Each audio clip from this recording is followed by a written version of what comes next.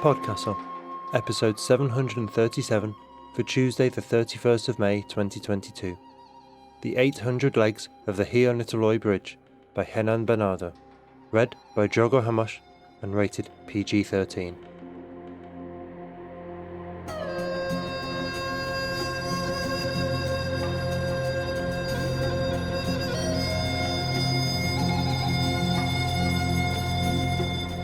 Good morning, good day, good afternoon, and good evening. And welcome to PodCastle, the flying castle of fantasy fiction. I'm your host, Matt Dovey, and I am thrilled to present for your enjoyment The 800 Legs of the Rio-Niteroi Bridge by Henan Bernardo, narrated by Jogo Hamosh. This episode is rated PG-13, with content notes for death of a parent, grief, and brief mentions of torture. I am very proud to say that it's a PodCastle original. My goodness, what a story it is. This one will tear you apart and leave you in tears. Your author, Henan Bernardo, is a science fiction and fantasy writer from Rio de Janeiro, Brazil.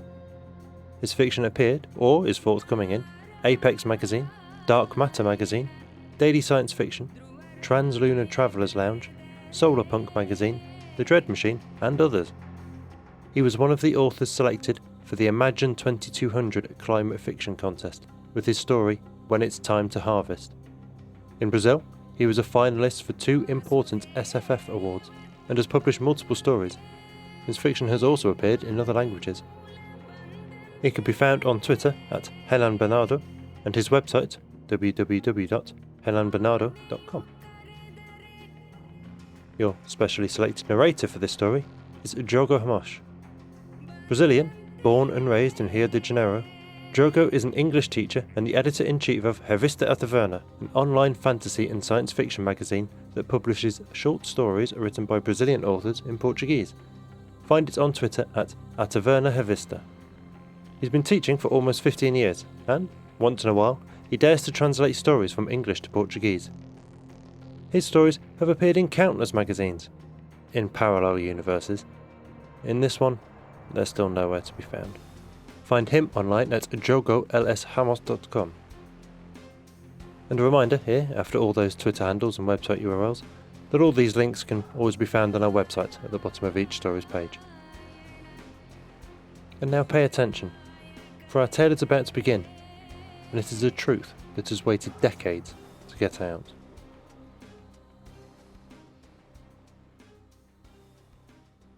The 800 Legs of the Rio-Niteroi Bridge by Henan Bernardo, read by Jogo Hamosh. Have you seen pictures of the unfinished Presidente Costa Silva Bridge, with its columns telling stories of falls and drownings like tombstones for the never found and their cemented alive? I saw many in 1972, soon after Papai vanished during the bridge's construction, mostly by peering over my mother's shoulders while she flipped through documents and pictures, sobbing and wondering if some ferryman could have rescued Papai. Perhaps a fisherman saw a hand waving desperately for help in the water. How could she be sure without staring into the glazed, distant eyes of a deceased husband?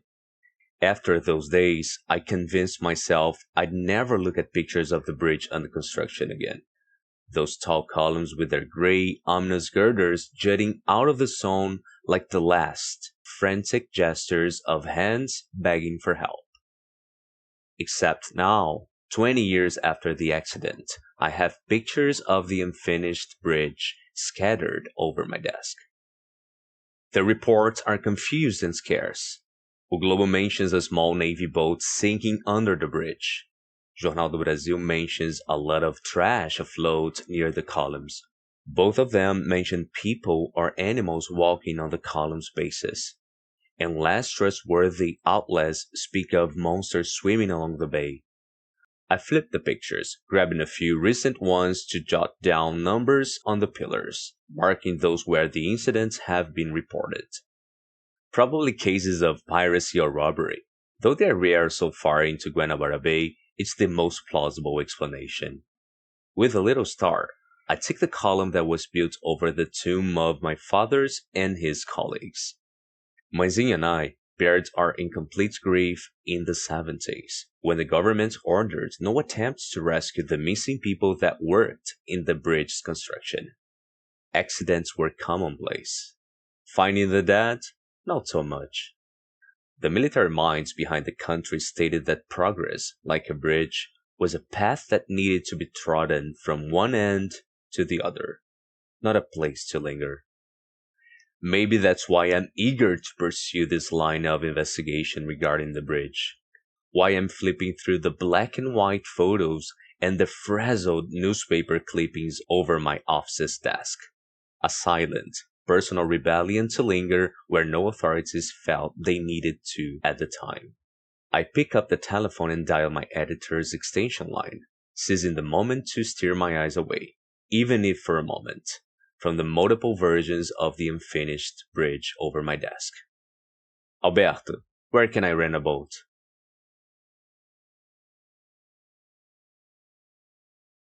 I've never been under the Rio-Niteroi bridge. I'm grateful most people don't call it by the official bridge's name, that of the dictator. And on the rare occasions I traveled by car across the bridge itself, a queasiness took hold of me. It was like walking over a cemetery, one of invisible, unidentified, watery graves. I shudder when the fisherman, Mario, guides us through the straight shadow of the bridge and the sunlight ceases warming my face for a few seconds. Which one, mister? Mario asks. That one. I point to one of the columns, not Popeye's column. Not yet. The fisherman accelerates the boat and halts it when we approach. Each structure is in fact a set of double, smooth blend pillars going all the way up to the track above, founded on a rectangular base of similar material. Pretty ugly stuff, huh? Mario says, squinting at the colossus. The damage is clear. Parts of the edges, both on the double column set and on the base, are battered as if cruelly pounded by pickaxes and hit by hammers. Won't they repair it? Hope they do it soon. Patches of algae drift over the water, the dark green blades clinging to the base, reaching up as if needing to escape the water. Mãezinha's voice surfaces from the past, on the phone with friends and authorities or just grumbling to herself. What if we search the bay? Do bodies float? I can row. I can. I think I can. I need to be sure my Edgar is dead. What if he just got tired of us? I bite my lips, shunning away the thoughts. Can you get closer? Mario shrugs. Can do, but don't take long, okay? He propels the boat forward and it slides to softly touch the stone. I don't like the stories of sinking ships. I climb to the column's base, the musty odor of the bay sticking to my nostrils. The first thing I notice is that the rubble is mostly composed of boulders, broken rafters, and steel trusses, all covered with algae and moss. No trash afloat nearby. No people or animals that I can see. No monsters. I walk around, slowly, careful where I step, looking for clues of what might be happening. That rubble wasn't in any of the reports, at least not with the details any news crew would love to describe. Then, it must have been brought here during the previous night. What? I mutter to myself. And their aspect. They're not part of the bridge, and by their appearance, they seem to have been removed from the water. The rafters are rusty and contorted, unused for a long time. The chunks of rock are completely taken over by moss and barnacles, their surface bruised by time and erosion. Could cleaning crews be working on the bay? But they'd never leave anything like that lying around, risking serious damages to the structure. I squint at the next base, some 200 meters away. It seems there's a similar kind of rubble there. I walk back to the boat, propping my hands on a patch of clear area so I don't trip. My fingers catch something. A rubber sandal, spangled with specks of algae and a layer of barnacles at the sole. I know that model. It stopped selling in the late 70s. Most people think to build a bridge you need rock and iron, concrete and machinery. But in the President's Bridge, the cement is a mix of blood, bone, and tears. The military government at the time informed the official number of 33 dead men. The whimpers and silent protests of daughters, sons, mothers, and fathers accounted for more than 400 missing workers, fed with underpaid promises of glory, concreted without acknowledgement. The accident that killed Popeye happened in March 1972, and it was only one of several.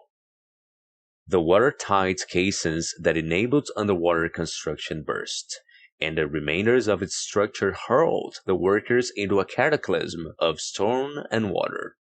If some survived, they were never rescued. No bodies were ever found. For the government, it was an undesirable delay to gather search crews and identify bodies. The country needed progress. Bridges needed beauty. I opened a file and pulled the recent news about the bridge. The usual car crashes, a few routine repairs, 2 broken buses, and the sad news of a man committing suicide. Nothing that would explain the rubble. The next part of my work, trying to identify the sandal, is more painful. Now, I'm not looking at pictures of columns and machines and dead rock anymore. I'm looking at smiles. I sigh, setting 5 pictures of the bridge workers across my desk. 5 that I know don't contain Popeye. Here they are, celebrating, knowing they are going to be seen in newspapers, knowing they are building history with their bare hands. Not all of them wear hard hats. Not all of them wear shirts or boots. I stare at the wizened sandal I set aside on a table, protected in a glass case. Another ship sinks, a Navy boat again. 3 hurt among the crew, one of them talking about fishes made of stone. The investigations tighten around the columns, and reports about the rubble begin to appear in the newspapers. Mysterious trash under the bridge. All sorts of theories spring up. Vandals, they say, improper disposal of debris, lack of cleaning procedures along the bay. A photograph taken a few minutes before the boat accident shows dark patches along its hull, so authorities say this one was a coincidence. The boat was already damaged. But a question, one that suffused my head in the 70s, one that hurled Mãezinha into a depressive state for many years, surfaces again in a different context. Where are the bodies? Dona Albertina is in her 60s now, and I don't want her lingering over similar questions again. But I know she reads the news. Don't you know anything, Geraldinho? Mãezinha asks, stirring tomato sauce and garlic in a pan. I'm putting a kettle with water on the burners so we can make our Sunday spaghetti, a tradition that goes back to when I was a kid. Being a newsman and all, probably improper trash disposal, I echo the main narrative. They'll soon come up with answers. People say you never get entirely through a loved one's death. You only grow used to the absence, as if part of you has been taken away, and now you have to learn how to live in this unexpected, uninvited way. After Popeye's passing, I drenched my early teens in a routine of working as a newspaper delivery boy early in the morning, then walking exhausted to school. Meanwhile, Mãezinha had to hop from job to job as a nanny. Geraldo, my son, we'll have to make ends meet. Mãezinha grew used to Popeye's absence, mostly after 1985.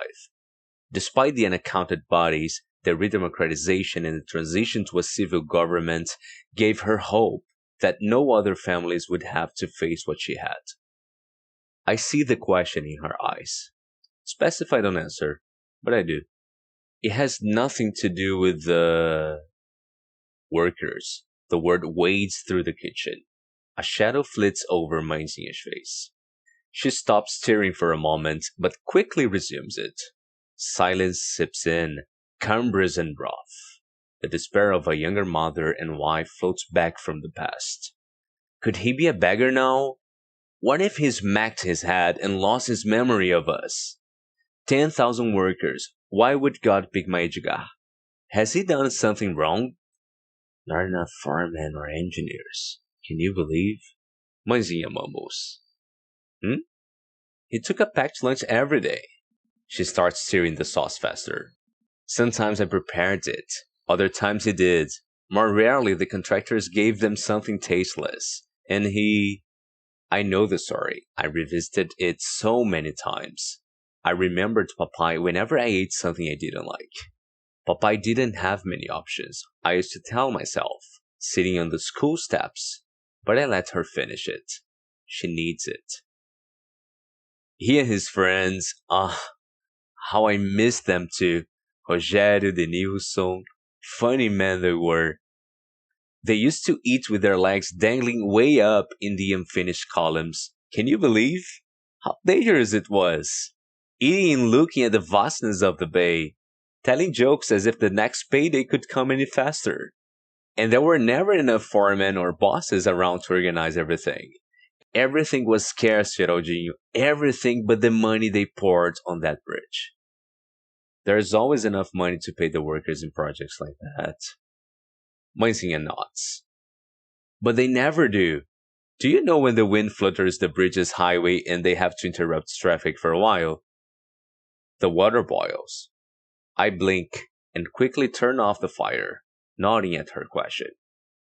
I like to believe that, Mãezinha giggles, a joyful sound bubbling up in the kitchen. It's silly, but I like to imagine Edgar and Denilson and Rogério and all the others are down there, propped against the columns and shaking the bridge, telling jokes, being fussy and laughing with all that joviality. Mãezinha doesn't cry anymore, not after so many years. She gets angry, but her tears have dried a while ago. Not mine.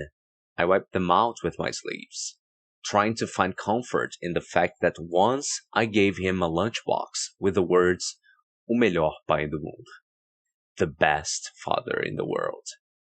As if a simple item can account for all the years I lived without him. Would he have died if I'd given him proper steel-toe boots instead of a lunchbox? The sandals the workers wore on a daily basis deeply annoyed Mãezinha. Instead, I found a cute lunchbox and spent my money on it. He loved it, but that meant I had to gather more of my scarce allowance to buy the boots. Mãezinha was doing the same with her meager wages. Popeye was gobbled before we could manage it. 2 more sunk boats, all Navy. None of the civil workers, fishermen, or company boats were even touched. People now speak more about monsters. I go alone in a rented motorboat this time. At night, when the teams trying to figure out what is happening with the bridge have sailed away for the day. I'm not authorized to go there, not by the Maritime Patrol, nor by my editor, but I decided that if I can find the other sandal to form a pair or any other item, and verify that it once belonged to one of the bridge's builders, I can, at least, acknowledge their deaths with a piece of news. The words from the transport minister at the time the bridge was inaugurated echo in my mind, stained by his grin while he shook hands with Elizabeth II and Prince Philip. Eyes rolling with great ambitions, but ever evasive from underpaid builders drowning in their inadequate summer's clothes and sandals, blind to the knives that penetrated young students' fingernails during the government's severe oppression. This is, without any doubt, a memorable time. It is not an overstatement to declare, here and now, the will of a people bound to change the course of history. The revolution, patiently enacted by the patriots and the courage of the Brazilian people, instigated by the nation's applause, is the birth of an aurora. I always feel a knot in my stomach when I recall that the hand which authorized the AI-5, the Institutional Act No. 5, officializing the systematic persecution of those against the government, was the same that approved the bridge's construction under such precarious conditions for the workers. President Arthur da Costa Silva. Both projects signed in blood. I spit on the water as I drive the boat to Papai's column. I fetch a flashlight and point it at the base, decelerating. The scenario repeats itself. Rubble scattered all throughout, battered columns, and I freeze. There are lumps of rubble glued to the column at some points near the base, defying gravity. They shift like black spots provoked by my flashlight. My heart beats fast, but I let the water carry the boat closer to the base. More of the rocky scree shifts. A boulder springs up and ties to the column like a spider finding its web. It is only when the boat touches the base that I see the unmistakable glint of eyes carved on the rock like prized amethysts. Meu Jesus! I say out loud, and notice more of the glints veering toward me. The creatures take a while to acknowledge me, but soon resume whatever they were doing, shuffling and lumbering across the base, bumping into each other in seemingly random movements. Some look like people, with well-defined stony arms and legs, all crusted with girders and rafters. Others hobble, moss and barnacles glistening with the base water on their slippery bodies. A shower of pebbles falls on me. I raise a hand, still looking up. They're nibbling at the stone, chipping it slowly, damaging the bridge's structure. What are you? I say, trying to remember the reports about people and animals. At least one fisherwoman mentioned she saw a giant armadillo at night. But these don't look like animals at all. I walk to the bow and approach one of them, pointing the flashlight directly at what's supposed to be its face. Human eyes, vitreous and surrounded by moss, but alive, squinting at the light. It trundles toward me. It doesn't have a mouth or nose, but its eyes are set in a slightly hat-shaped rock. A piece of rafter juts out from its left side, and rusty steel cables drag like festoons from its back. What I think and do next might have originated in Mãezinha's talk about underwater working men laughing and joking, shaking the bridge from the bottom. I fetch the rubber sandal, now washed and clean, from my backpack and raise it in front of the creature. It grabs the object with 3 thick, rocky fingers and analyzes it. It belongs to one of you, I dare to say. It's still not yet easy enough to understand what I'm trying to do. Doesn't it? The creature drops it on the column's base. When I think it will only step away, it tries to fit the sandal into a gigantic, crumbly foot. I come back the next day, and the next. I don't speak about the creatures with anyone. I know the authorities will eventually find out about them and take some harsh measures, probably involving their extermination. Easy how lives, whatever their nature, can become disposable. I bring newspapers and photographs, all sorts of objects, tools, toys, plants, and even food. None of those things elicited any response from the creatures. They seemed to be interested only in the bridge and its columns, as if they were food for them somehow. By the 3rd day, I leave the boat and mingle with the creatures, even sitting with them for a few minutes, feeling more comfortable beside them than I have in a long time. In my head, theories abound as to what the creatures' relation to the bridge workers might be, but there is only one I want to believe. On the 4th night, I prove it's true. It's when I meet Papai. I'm calm, more than I thought I would be the hundreds of times I daydreamed about meeting him again, about telling him how I should have bought working boots instead of a lunchbox, about my graduation in journalism, about Mãezinha's tears of joy when the last military president stepped down. But I tremble nevertheless. Have you seen the eyes of a loved one shining in the darkness? Have you noticed how you notice them even when all you can see is a silhouette of the bodies? But it's not only from his eyes I recognize my dead father. Jutting out from his craggy left leg like an E, I can still read the words on a smashed, fading aluminum surface. O melhor pai do mundo. Hi, I say. Not the word I wanted, but the only one possible. Papai peers at me. For an instant, I think there's a bit of recognition in his eyes, but they quickly evade mine.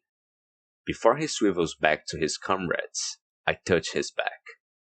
He turns to me again, and this time I see something else. That new version of him bears the same kind of distance as when he sat cross-legged on the sofa, eyes too close to the newspaper while looking for jobs. He could do many things, he'd tell me, but he would love to grab some work in one of the government's civil projects. I become part of history, Geraldo. How does that sound, son? And when he finally got it, I bragged at school. My father is building a gigantic bridge. Not knowing that, for him, the bridge would never connect two places. I miss you, papai, I say, tears brimming in my eyes. Mãezinha misses you too. I come back the following 3 days to spend some time with papai. Even though it seems he doesn't fully recognize me, or not at all, I notice he lingers when I'm around. He doesn't hop the columns like the others or wander about aimlessly. I tell him about Mãezinha, about how she got her dream job as a chef after years of working as a nanny. I tell him about the bridge, of how it transcended the delusions of grandeur of its designers to connect so many lives, and how we could finally elect our presidents again, how we could paint our faces and fight and scream without fear that our bodies would be shattered. But time's running out for papai and the workers. Reports of strange armadillos sprout in the news. The authorities are enforcing their patrols. I'm sure they already know and have seen the stone workers and most probably are gathering the necessary authorizations to deal with them. Even Alberto, my editor, speaks of monsters under the bridge now. I don't say the monsters were the ones who funded its construction. Another Navy motorboat sinks at night, further from Papai's column, but a fisherman's canoe sails through the same region unscathed. It's when I make the connection. Only military ships are affected, so perhaps the workers still nurture a remnant of conscience, something that associates the ships with the military government of the 70s. I try to tell Papai that there are innocent people on those boats and over the bridge they are slowly nibbling, but it's useless.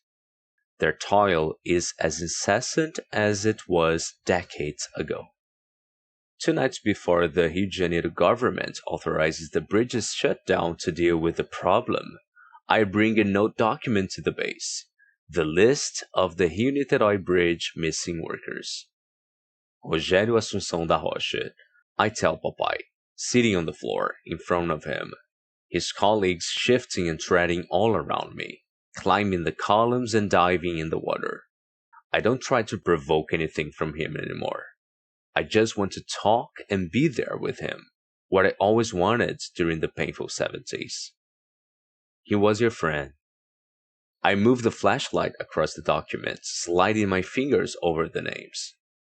I thought of bringing Mãezinha here, I say, peeking at him. Papai paces about in a semicircle around me, never getting too far. But I think it would only hurt her more seeing you like this. I'll leave her with a version of you that's underwater, laughing and joking, thinking of her spaghetti, bragging about being the best father in the world because your son gave you a lunchbox stating the fact. Oh, look here, Afonso de Braga Nunes. I remember him. The one who knew all Vasco soccer players dating back to 1930? Adenilson Santos, too. Maisinha laughed a lot with his... Something crackles loudly. I flinch, looking to my side. One of the workers has frozen like a giant toy with no battery. I stand to check him. Where his eyes were supposed to be, only holes in the rock remain. Gone. Papai is uneasy, but when I sit, he slows down, his steps softening on the base as if soothed by the sound of my voice. I read the next name on the paper. Heitor Barbosa Lima Assunção. Not one of Papai's friends, but a name I think I know. I open my suitcase and fetch documents regarding the bridge's latest news. That's it. Marcelo de Castro Lima Assunção. The man who killed himself last week was the son of Heitor. Whatever make the workers wake up from their tombs of concrete and neglect, it happened soon after Marcelo's death. Whatever magic awakened them to gnaw back at the bridge they built, whatever roused that posthumous resistance, it must have been connected to Marcelo's tragic goodbye. Like a son going all the way to the bottom of the bay to poke at his father, asking him to wake up. Heitor Barbosa Lima Assunção. I say, almost a whisper buffeted by the chilly wind. May you and your son rest. Another worker crumbles at the other edge of the base. I walk to him, frowning at the girders bulging out of his head.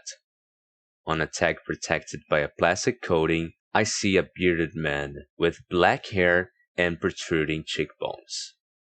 The words Lima Assunção still survive on his ID.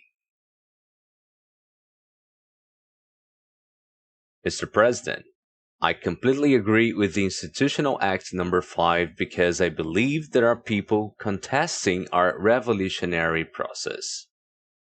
The Transport Minister was the mind behind the dictatorship's constructions. His name is the one remembered, as is that of the dictator in the bridge's name. But those feeble, sickly minds weren't the true foundations of anything. The legs and arms that still support the Rio-Niteroi bridge and all the other constructions scattered across the country, with arms of rock and iron, nurtured only by the sight of bread and meat on their children's tables, belong to those whose names got entombed under concrete. Dorival Menezes da Silva, I yell from the boat, hopping from one column to the next, finding each and every missing worker, acknowledging their deaths. When I find them and see their rubbly bodies ceasing their movements and shutting out of existence, I close my eyes for a few seconds, saying my farewell. Luiz dos Santos Cardoso, Manuel Rivelino Braga de Moura, Manuel Dávila da Silveira Neto. It takes 2 full nights, from 8 p.m. to the first rays of sunlight, to acknowledge all the missing bridge workers scattered through the columns. I leave Papai for last. Alone, in the chilly hours before the dawn of the second day, I lay a pair of steel-toe boots on Papai's column base. He shifts uneasily all around, weaving through the resting bodies of his colleagues. I sit with my legs dangling and fetch the packed lunch I brought. Mãezinha's spaghetti. When I start eating, Papai trudges and stops beside me. His rugged, rough body bends, pebbles peeling off of it. He sits with his chunky legs out over the base's edge and stares at the horizon. When the leaden colors of the night dissolve into the golden beams of a new day, I say my father's name.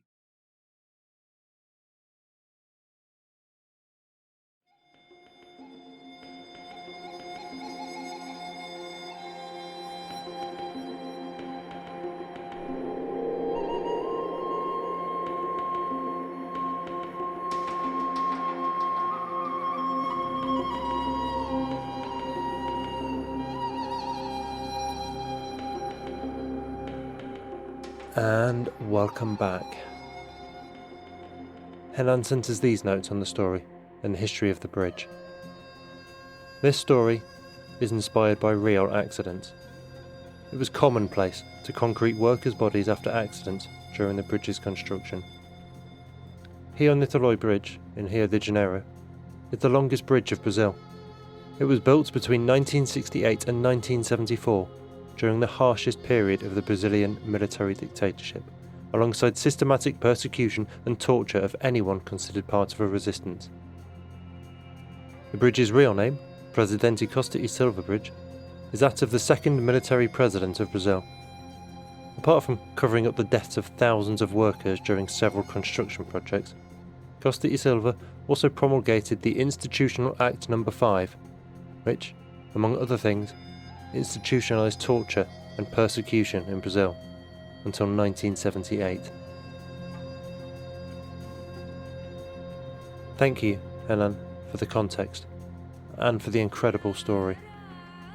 I read these stories a few weeks in advance of the episode, so there's time to digest it, write some notes, and record the spot in time for Peter to put the audio together. This one I happened to read while I was hanging around at Blood Donors, and it became one of those oh-so-rare moments where a story so completely pulls you in that everything around you ceases to be. When Geraldinho recognised his father, I had goosebumps all across me. And by the time he said goodbye to him at the end, released him with his name, I was crying in public. It is such a powerful story, and all the more so for shining a light on history too easily forgotten and discarded by most of the world, even though it's easily within living memory. In that regard, it shares a purpose with episode 734 earlier this month, an incomplete account of the case of the bird talkers of Yaros by Eliana Castroianni that told the history of the island of Yaros in Greece, of the abuses of power that led to the abuse of people, as Henan here tells us of the abuse of people by those in power desperate for a legacy. And 2 weeks before that, episode 732, Fire in His Eyes, Blood on His Teeth, by R.S.A. Garcia, included Queen Nanny of the Maroons, the Jamaican hero who led slave revolts. These stories are all around us, all the time, on the wind and beneath our feet. But it's easy for them to get lost in all the noise and bluster of the world, of today's tragedies and crimes, of sticking our fingers in our ears and pretending we've progressed past these darknesses and have learned our lesson. But the thing about learning is, you're never done learning. Our whole lives are an education. So thank you, Henan, for educating us again on this bridge, on this moment of history, and on the cost of those in power treating other humans as tools, as statistics, as acceptable sacrifices on their altar of ambition. We should never forget. We should never let those in power forget. That was our show for this week. On behalf of everyone at PodCastle, your co-editors Shingai and Jerry Kugunda and Eleanor R. Wood, assistant editor Sophie Barker, audio engineers Devin Martin and Eric Valdes, forum moderator Ossicat, and our many wonderful first readers Tierney Bailey, Aidan Doyle, Amalia Harrington, Kai Hudson, Craig Jackson, Julia Patt, Hamilton Perez, Shrikripa Krishna Prasad, Zeev Wheaties, Caitlin Zavanovich, and myself, Matt Dovey. Thank you for letting us share another story with you. The legal bit. PodCastle is part of Escape Artists Incorporated, and this episode is distributed under the Creative Commons Attribution, Non-Commercial, No Derivatives 4.0 International License. That means you can share it, and please do, but you cannot sell it and you cannot change it. If you want specifics, check creativecommons.org. Our music is by Shiva in Exile. Everything we do on PodCastle is 100% donor funded, and if you'd like to support what we and the rest of Escape Artists do, please join us on our Patreon at patreon.com/EAPodcasts. Prefer another method? There's details for supporting us via Twitch, Amazon Prime, Ko-fi and PayPal on escapeartists.net. We'll be back next Tuesday with another fantastic tale. In the meantime, you might care to check out our sister podcast, Escape Pod for science fiction, Pseudopod for horror, and Cast of Wonders for YA speculative fiction. If your heart belongs to us though, we'll see you next week. Be safe and be kind.